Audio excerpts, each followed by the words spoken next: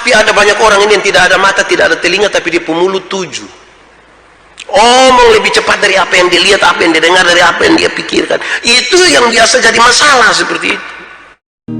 Dulu beta jauh dari Yesus, dan pernah beta mau kenal Dia. Saudara-saudara, mari kita berdoa untuk pemberitaan firman Tuhan. Kita berdoa. Ya Tuhan, tolonglah kami di waktu di mana kami akan membaca dan merenungkan firman Tuhan. Oleh kekuatan Roh Kudus-Mu, biarlah Engkau mengarahkan seluruh pikiran dan hidup kami kepada pemberitaan ini. Karena hanya dengan kekuatan Roh Kudus-Mu lah kami mampu mengerti firman-Mu dan melakukan kehendak firman-Mu di dalam hidup kami. Tuhan, jauhkan semua penggoda pencobaan. Biar di dalam damai sejahtera-Mu kami belajar firman Tuhan. Kami rindu pada firman-Mu. Berfirmanlah bagi kami Tuhan. Di dalam nama Yesus, firman yang hidup itu kami berdoa. Amin. Bapak Ibu Saudara-saudara, di kesempatan minggu hari ini, tema yang ditetapkan oleh Majelis Sinode Gemit, yaitu pendidikan integritas. Pendidikan integritas. Pembacaannya terambil dari Injil Matius pasal 12 ayat 33 sampai ayat yang ke-37. Injil Matius pasal 12 ayat 33 sampai ayat yang ke-37. Firman Tuhan berkata demikian.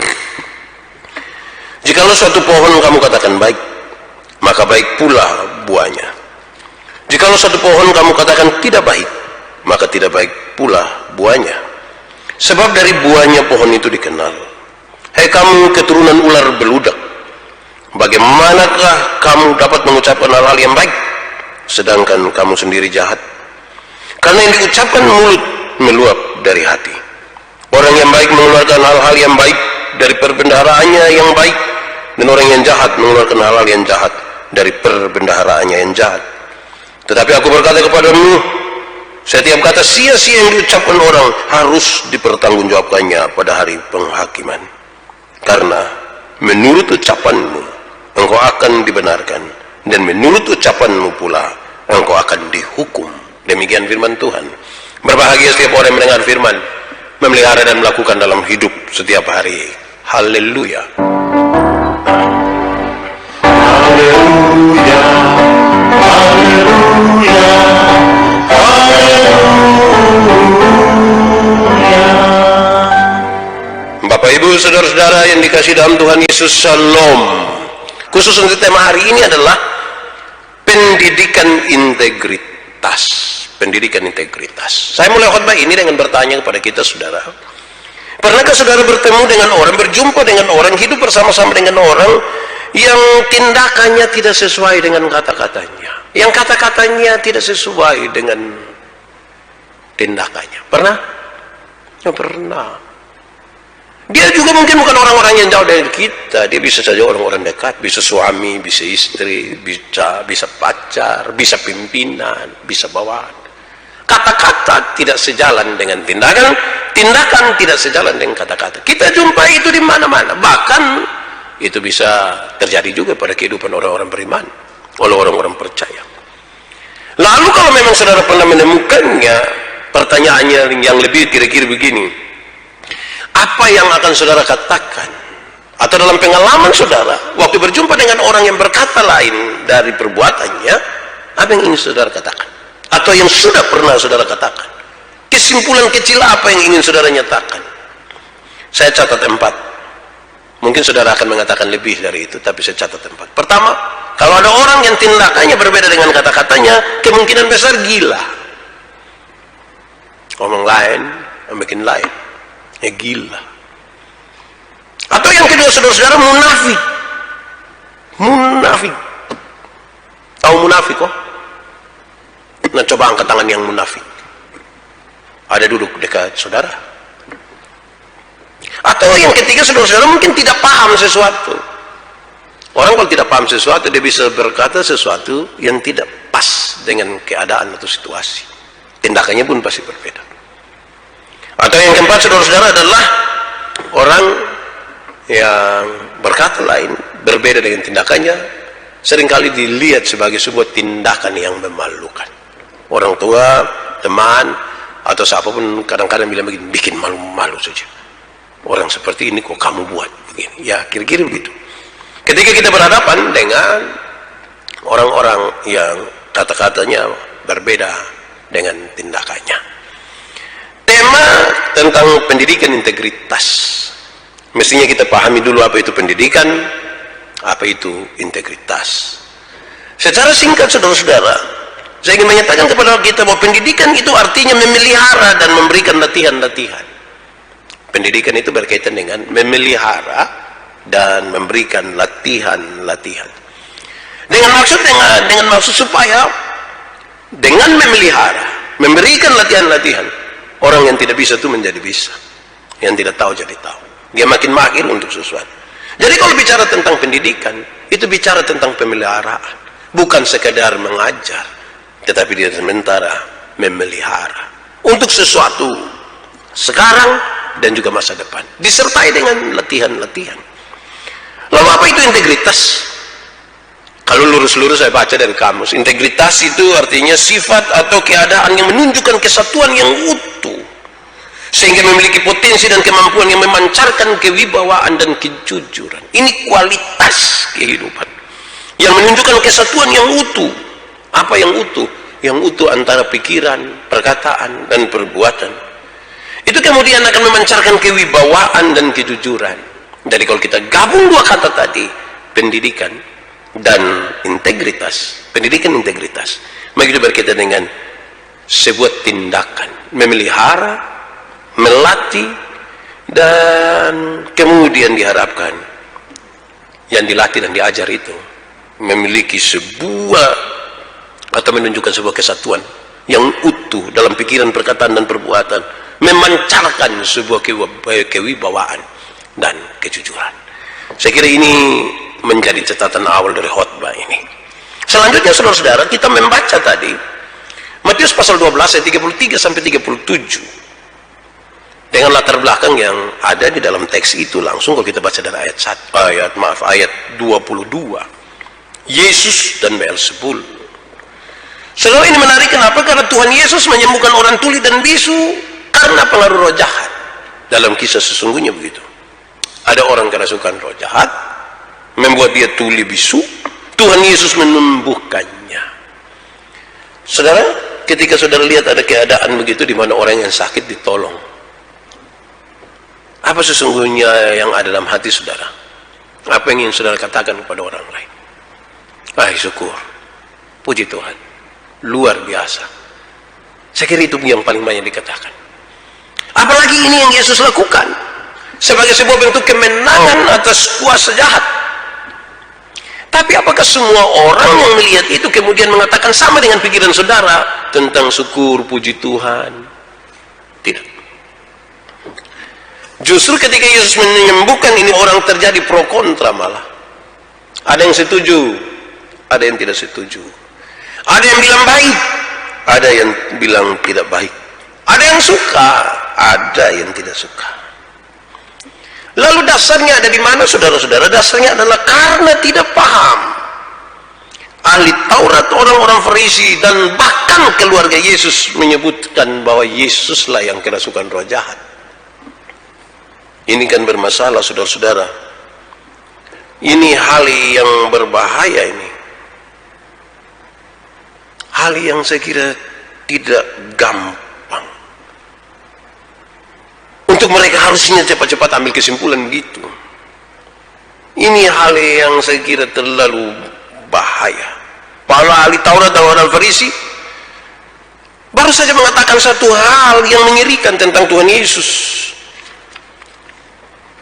Sikap dari Tuhan Yesus itu ini menjadi sesuatu yang dipertentangkan oleh ahli Taurat, oleh orang Farisi. Nah, saudara-saudara, lalu bagaimana sikap Yesus ketika mereka menentang itu? Yesus ingin menyatakan sesuatu sebagai pesan, bukan saja bagi mereka, tetapi bagi kita semua yang hari ini ada. Saya catat satu dua hal untuk kita renungkan. Keadaan hati manusia dapat dilihat dari kata-katanya. Ini yang Yesus mau katakan. ini sekaligus untuk memberi jawab terhadap tema ini. Keadaan hati manusia dapat dilihat dari kata-katanya. Pohon yang baik itu dilihat dari buahnya. Karena itu kalau buah itu baik, pohon itu pasti baik. Kalau pohon itu tidak baik, buahnya tidak baik. Kata-kata yang baik menunjukkan bahwa pohon itu baik. Kalau kata-kata tidak baik, pohon itu tidak baik. Bagaimana kaitan dengan orang Farisi dan ahli Taurat ini? Mereka baru saja mengatakan sesuatu yang mengerikan tentang Tuhan Yesus. Dari ketidaksukaan mereka dan dari ketidaktahuan mereka. Saudara-saudara, coba periksa apa yang kita katakan selama ini. Coba cek yang kita omong itu bahasa-bahasa baik atau tidak, atau justru yang kita katakan itu bahasa-bahasa yang tidak baik, penuh penipuan, penuh dengan berbagai-bagai hal untuk menarik perhatian tanpa memperhitungkan banyak nilai. Orang-orang yang seperti ini tidak punya integritas yang baik. Integritas itu, saudara, tidak sekedar berurusan dengan kalau saya suruh bukan itu. Bukan itu saja. Integritas itu lebih dari itu. Dia tetap akan ada di dalam kebenaran, sekalipun semua orang sudah tidak lagi memegang itu. Yang benar itu yang akan menjadi tumpuannya. Pikiran, perkataan dan perbuatan menjadi sebuah kesatuan untuk dia tetap ada dalam kebenaran, walaupun kemudian tinggal dia seorang diri. Kata-kata yang keluar itu kemudian menunjukkan siapa diri kita, berintegritas atau tidak berintegritas. Tapi dalam tema pendidikan integritas, saya ingin mengatakan bahwa integritas itu bukan sesuatu yang dibawa langsung waktu kita lahir. Tidak. Itu hasil dari belajar. Itu hasil dari latihan. Itu hasil dari didikan. Kalau sejak awal kita tidak melatih, kita tidak mendidik, tidak mengajarkan tentang integritas, itu mustahil kita atau anak-anak kita hidup dengan integritas yang kuat. Pertama. Bagian yang kedua saya ingin sampaikan, saudara-saudara, bahwa setiap orang mestinya bertanggung jawab atas ucapannya. Setiap orang mesti bertanggung jawab atas ucapannya. Kita ini kan manusia, ketemu banyak orang, berjanji untuk banyak orang, berjanji untuk Tuhan, berjanji untuk diri sendiri, berkata-kata di hadapan banyak orang, berkata-kata untuk 1-2 orang, dan setiap orang mesti bertanggung jawab atas ucapannya. Jangan sampai kemudian ketika ada masalah karena ucapan-ucapan, lantas kita bilang tidak, itu hari kan saya hanya omong-omong saja. Nah, omong-omong itu saudara mesti bertanggung jawabkan. Kadang-kadang dari yang omong-omong itu tanpa sadar kita telah melukai. Kadang-kadang dari yang omong-omong itu tanpa sadar kita telah menghancurkan, hanya dari yang omong-omong. Setiap orang mestinya bertanggung jawab untuk itu. Dalam kata-kata itu, saudara, kita berjanji menjadi orang Kristen yang setia. Dalam tradisi gereja kita kan ada CD, mengaku iman di hadapan Tuhan dan jemaatnya untuk menjadi saksi Kristus.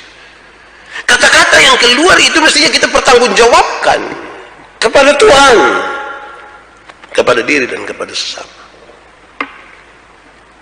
Kita menyampaikan kata-kata kepada istri, kepada suami.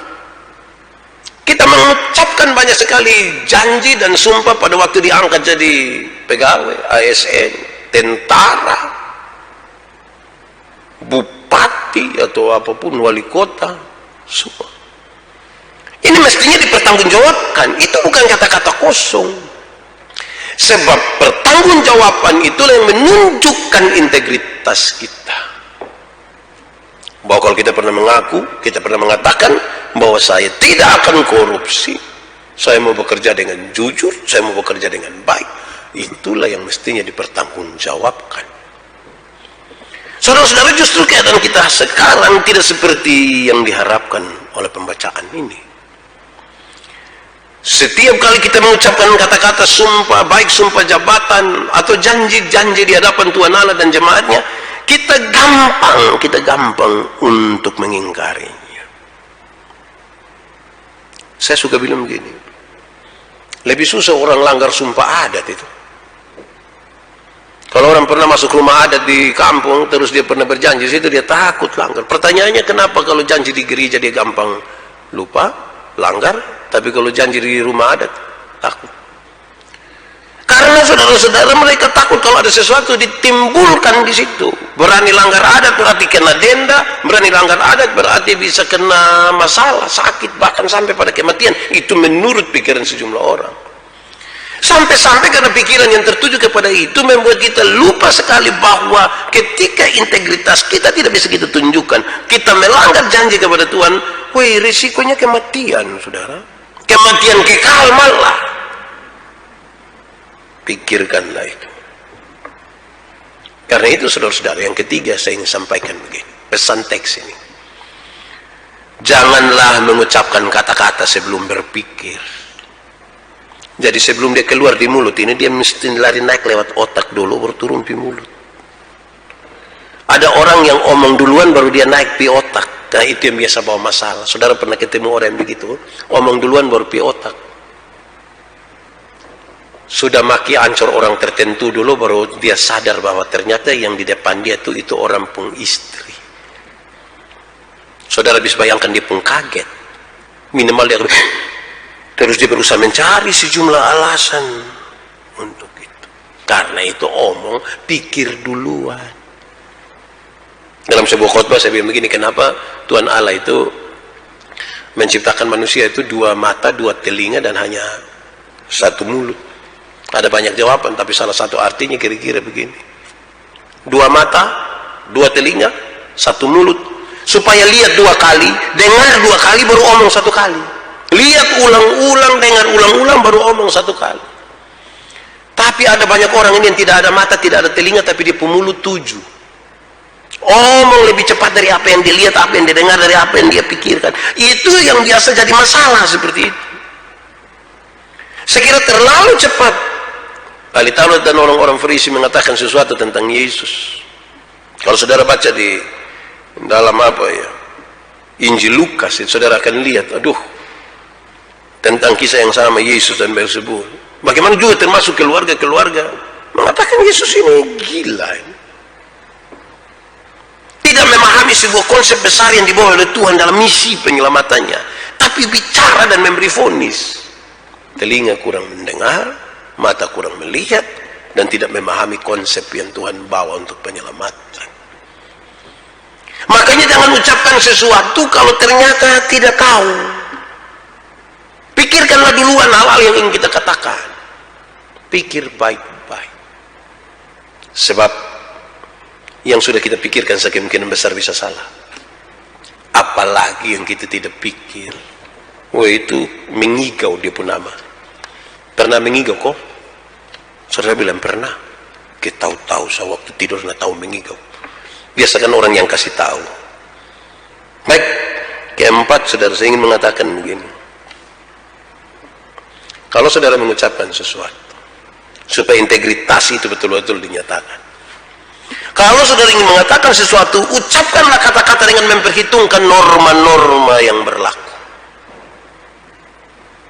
Ucapkanlah dengan memperhitungkan norma-norma yang berlaku. Norma-norma sosial, norma-norma agama. Kalau mau omong apa-apa, perhitungkan itu juga. Saudara, pernah kok saudara berkunjung ke satu tempat yang jauh dari tempat tinggal saudara?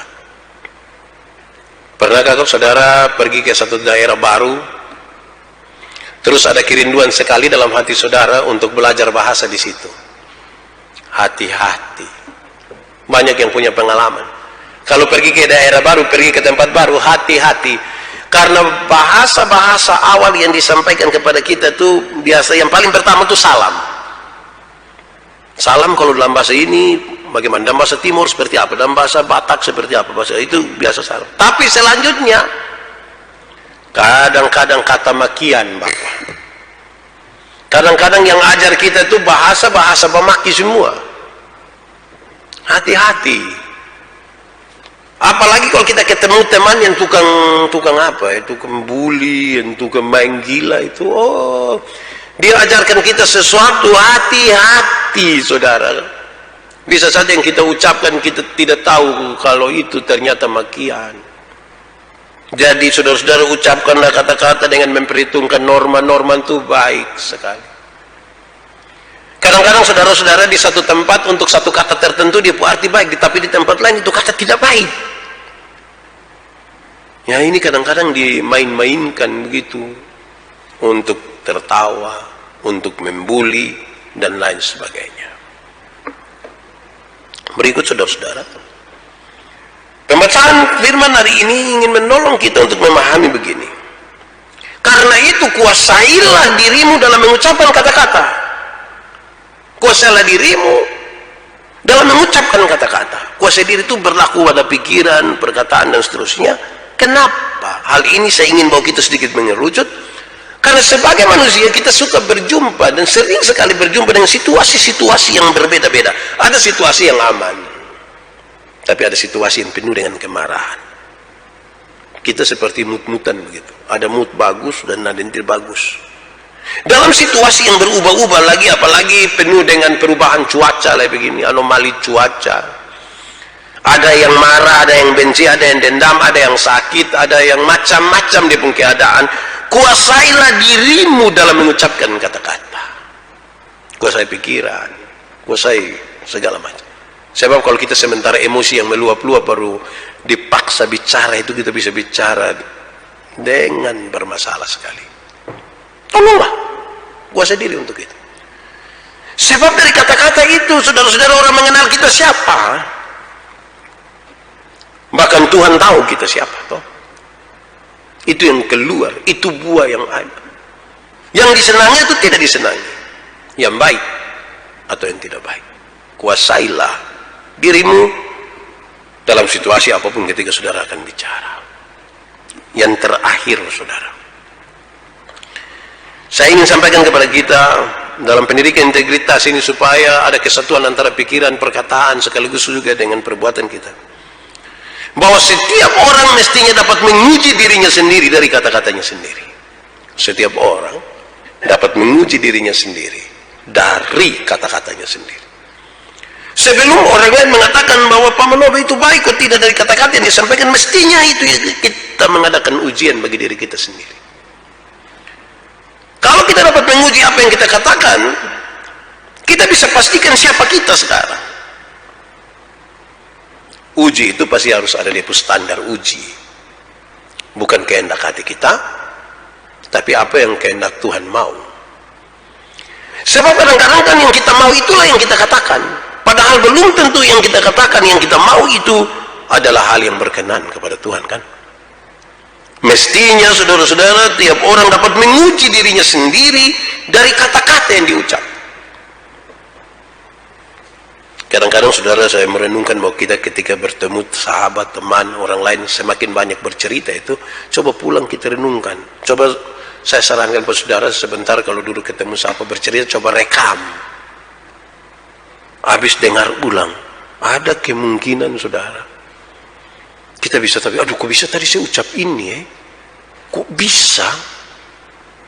Iya memang bisa. Kok ada mulut nah?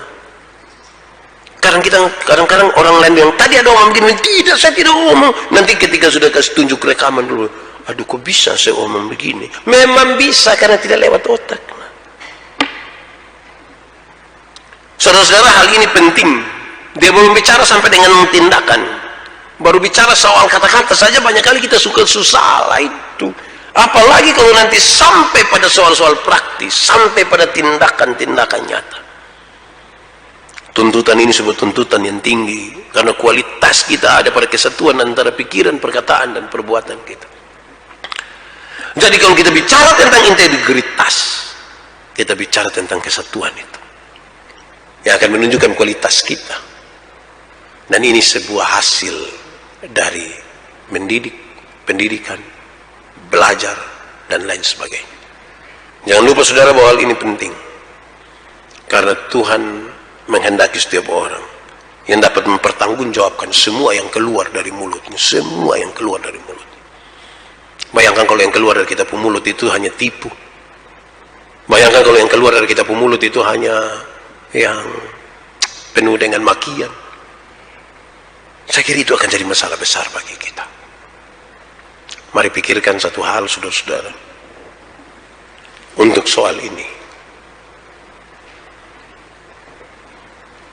Tentang integritas. Apakah kita memang ada di jalan itu? Ingat sekali lagi, ini hasil dari apa yang kita belajar. Apapun yang keluar, termasuk kata-kata kita, apa yang tersimpan di dalam hati kita. Karena dari yang keluar itu orang mengenal apa yang ada di dalam hati. Tuhan memberkati kita. Amin.